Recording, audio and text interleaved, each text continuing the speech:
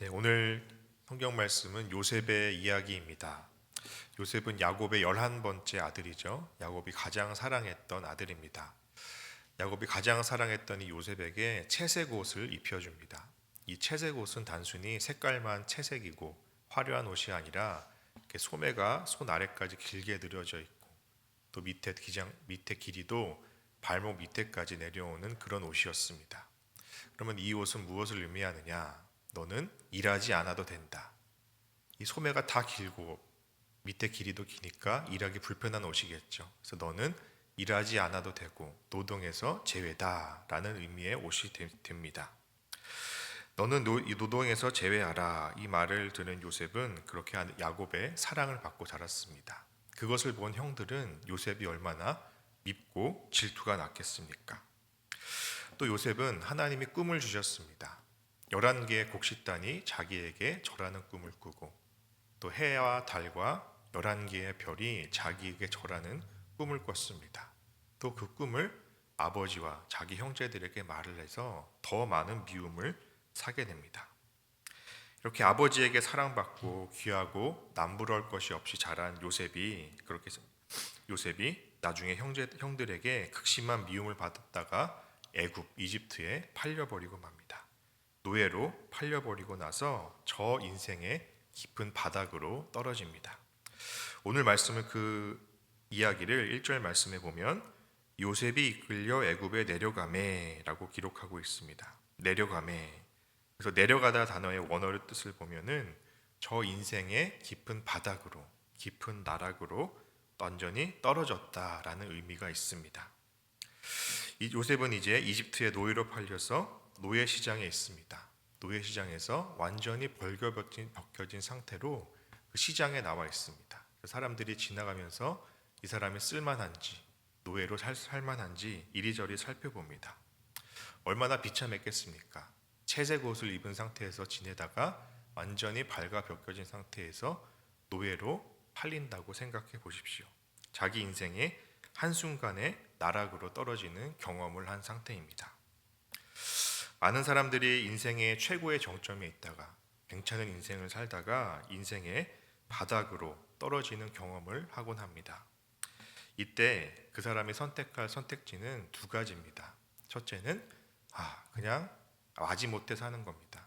내 인생 그냥 마지못해 자포자기의 인생을 살아갑니다. 두 번째는 악착같이 살아가는 것이죠. 내가 지금 바닥으로 다시 떨어졌지만 다시 한번 올라가서 성공한 인생을 살겠다. 더 괜찮은 삶을 살겠다. 마음의 도끼를 품고 살아가는 선택입니다. 요셉은 과연 어떤 선택을 했을까요? 오늘 본문 4절 말씀을 보면 4절 말씀 함께 읽겠습니다. 요셉이 그의 주인에게 은혜를 입어 섬김에 그가 요셉을 가정 총무로 삼고 자기의 소유를 다 그의 손에 위탁하니. 아멘. 요셉이 그의 주인에게 은혜를 입어 섬김에라고 되어 있습니다. 섬겼다는 말은 자기를 사간 주인 보디발을 섬겼다는 말이죠. 근데 섬겼다 이 원어의 의미를 보면은 샤라트라는 단어인데 구약 성경에 제법 나오는 단어입니다. 어디서 나오느냐? 레위기 말씀에서 이스라엘 사람들이 하나님의 예배, 하나님의 제단을 섬기다 할 때 이 단어를 씁니다. 또 사무엘상에서 사무엘이 하나님의 성소 예배를 섬기다라는 말을 쓸 때 이 섬기다라는 말을 씁니다. 샤라트라는 원어를 쓰고 있습니다. 그러면 요셉은 자기 주인 보디발을 섬겼다라는 이 말은 그냥 섬겼다, 주인으로 섬겼다, 내가 노예니까 나를 사간 주인이니까 섬겼다라는 말이 아니라 하나님을 섬기는 마음으로 섬겼다라는 겁니다. 이것이 중요합니다. 자신이 괜찮았던 인생이 바닥으로 떨어졌지만 지금 노예로 팔렸지만 요셉은 여전히 믿음을 잃지 않고 하나님을 섬기는 마음으로 최선을 다해서 성실하게 살았다라는 의미입니다. 요셉은 껍데기만 섬기는 것이 아니라 내가 노예니까 노예로서 매맞지 않기 위해서 먹고 살기 위해서 마지못해서 섬기는 것이 아니라 마음을 다해서 하나님을 섬기는 마음으로 살았다라는 겁니다. 이것이 왜 중요하냐?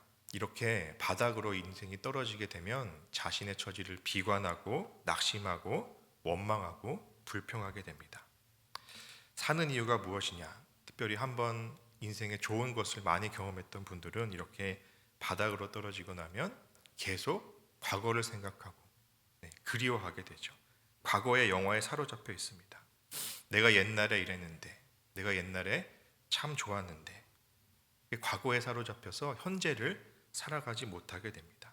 그래서 내가 오늘 해야 될 일을 하지 못하고 원망과 불평만 하게 되고 흘려보내는 시간들이 너무너무 많아지게 됩니다. 하지만 오늘 요셉은 하나님을 섬기는 마음으로 지금 내 눈앞에 주어진 일, 하나님이 나에게 맡기신 일을 하나님을 섬기는 심정으로 최선을 다해서 섬겼다라고 말씀하고 있습니다. 얼마나 열심히 섬겼을까요? 우리 3절 말씀을 함께 읽습니다. 그의 주인이 여호와께서 그와 함께 하심을 보며 또 여호와께서 그의 범사에 형통하게 하심을 보았더라. 그의 주인이 보았더라라고 하고 있습니다. 무엇을 보았습니까? 단순히 열심히 성실하게 사는 모습이 아니라 하나님께서 함께 하시는구나. 하나님을 보게 했다는 겁니다. 하나님께서 함께 하시는구나. 이 집은 고관대작의 집입니다. 수많은 노예들이 있었을 겁니다. 많은 노예들이 눈에 띄었겠죠. 그러나 그 중에서도 요셉이 눈에 띄었습니다. 단순히 성실하고 열심을 넘어서 하나님이 함께 하시는구나 라는 것을 주인이 보았다라는 겁니다.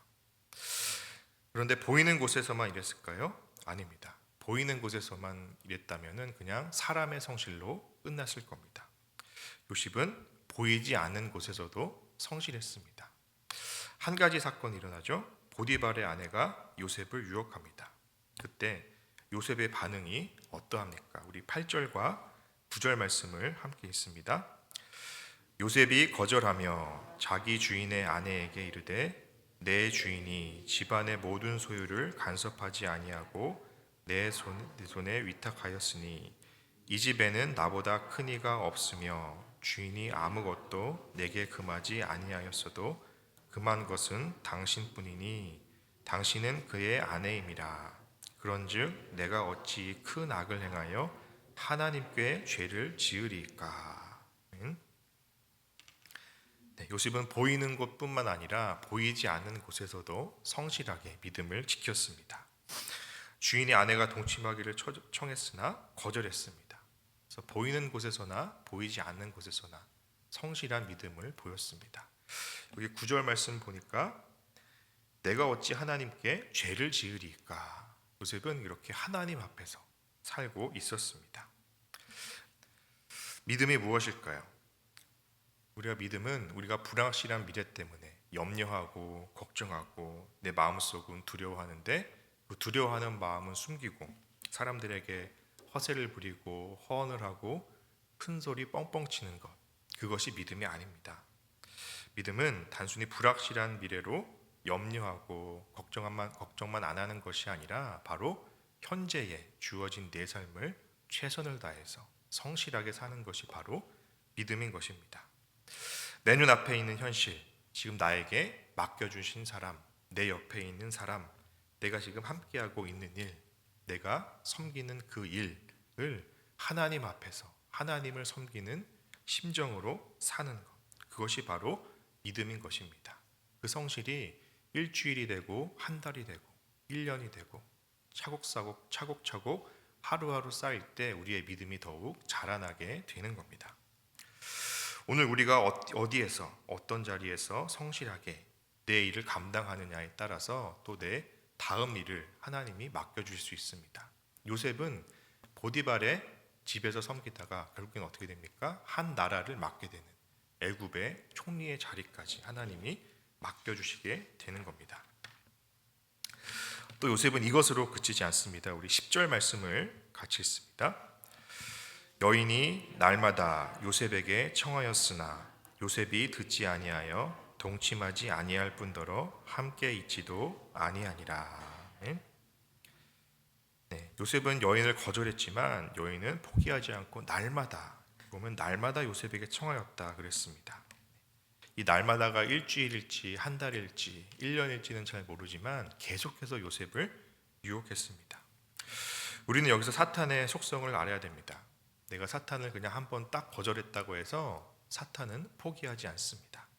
사탄은 집요하고 용이 주도합니다.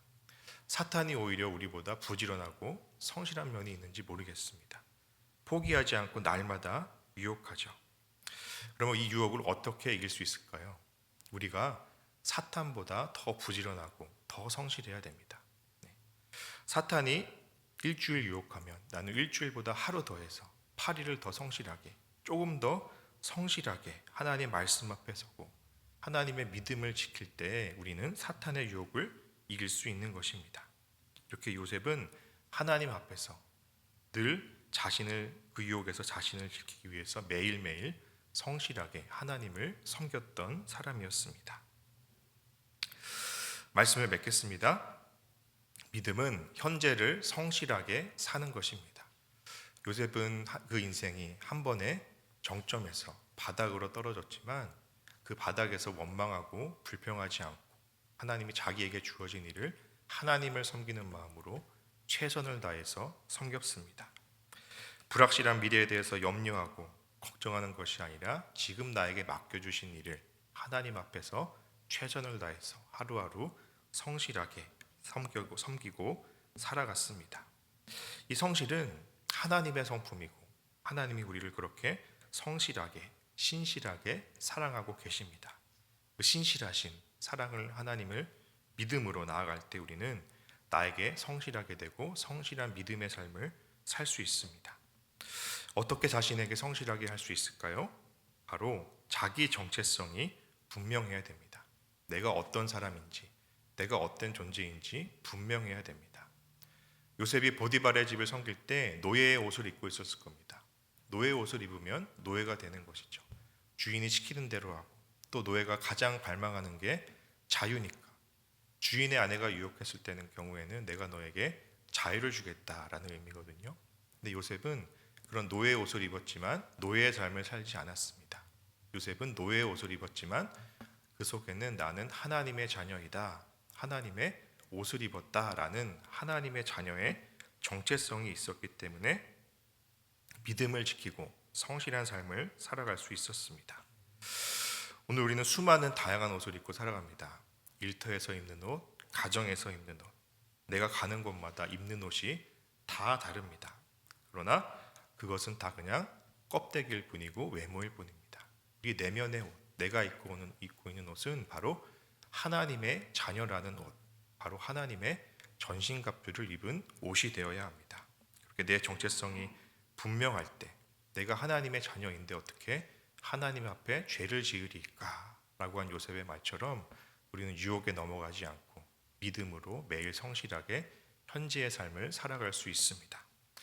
이렇게 하나님의 자녀에 대한 정체성을 가지고 하나님 내게 주어진 일, 내 앞에 맡겨주신 사람들을 위해서 기도하고 오늘 하루도 매일매일 하루하루 성실하게 살아가는 저와 여러분 되기 바랍니다.